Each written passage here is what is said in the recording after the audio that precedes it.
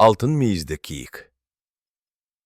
Ертеде Бұлдыр мерген деген атақты аңшы болыпты. Өзі мерген әрі қарулы, ақылды, ержүрек адам екен. Бір күні ол аңға шығады. Орманды, тауды аралайды.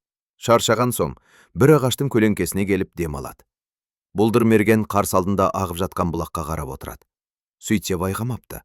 Бұлақтың арғы жағасында, үлкен жартастың түбінде бір киік жайылып жүр екен. Екі мүйізі күнге шағылысып жарқырайды. Тіпті көз қаратпайды. Бұлдыр мерген өз көзіне өзі сенбей таңдана қарады. Шын киік. Екі мүйізі қарағайдай алтыннан екен. Ол киікті атып алмақ болып садағын кезейді.